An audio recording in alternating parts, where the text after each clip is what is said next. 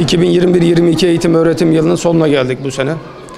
Geçmiş 2 senede biliyorsunuz okullar bir açılıp bir kapanıyordu pandemiden dolayı.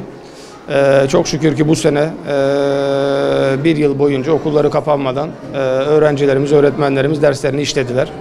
Diyarbakır'da bir sorun görmedik Allah'a şükür. Acısıyla tatlısıyla güzel bir sene geçirdik. İşte başta Milli Eğitim Müdürümüz ve Milli Eğitim Camiamız olmak üzere Sayın Valimizin destekleriyle güzel bir dönemi kapattık diyoruz. Diyarbakır açısından gelecekte umutluyuz. 500 bine yakın öğrencimiz var. Genç potansiyeli olan bir ilimiz. Eğitim kalitesi günden güne artmaya devam ediyor. Çok şükür ki. Eğitimin yanında tabii öğretmenlerimizin destekleriyle, büyük çabalarıyla, öğrencilerimizin işte velilerimizin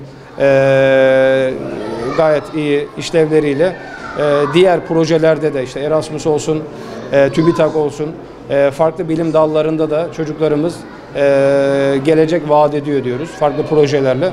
İnşallah Diyarbakır daha iyi olacak. Diyarbakır çok başarılı anılacak diyor. Biz ümit ediyoruz. Elimizden geldiğince de gece gündüz çalışıyoruz. Öğrencilerimize güveniyoruz. İnşallah geleceğimiz aydınlık, ümit var diyoruz. Karne günü çok güzel geçti. Millet İlkokulu'na davetliydik. Öğrencilerimiz ve öğretmenlerimiz çok neşeli, özverili, heyecanlıydı. 2 senelik pandemi döneminden sonra tabii güzel bir karşılama oldu bize. Hepsine çok teşekkür ediyorum.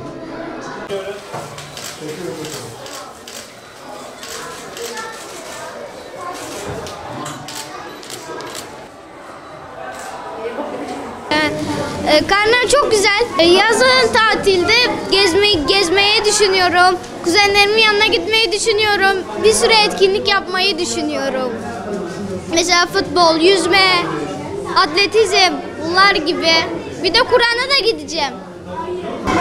Dağılmadım ama iyi olacağından eminim. Tatilde biz tatile Mardin'e gideceğiz. Ders çalışacağım. Ondan sonra babam beni futbola yazdıracak. Bir Kur'an dersime devam etmeyi düşünüyorum. 29. cüzdeyim. Seneye çok iyi olmak için bir sürü ders çalışacağım. Çok güzeldi bence. Teşekkür aldım. Yazında testimi bitireceğim. Ondan sonra testlerimi bitireceğim. Bayağı testim var. Ondan sonra 7. sınıfta da çoğunlukla LGS'ye çalışacağım. Ve kitap okuyorum.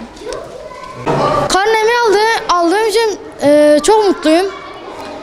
Teşekkür aldım ama kendimi geliştirmeye devam edeceğim. Umarım seneye takdir alabilirim. Zaten seneye artık LGS de yavaş yavaş yaklaştığı için LGS'ye çalışmamız lazım. Bu yaz tatilinde yüzmeye gidebiliriz. Tatile Ergani'ye gidebiliriz. Başka belki biraz daha birikimimiz olsa daha fazla yerlere gidebiliriz.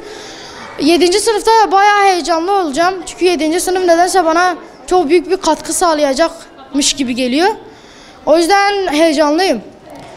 Ama mesela seneye takdir de alamayabilirim. O yüzden 7. sınıfta daha fazla çalışıp takdir alacağım.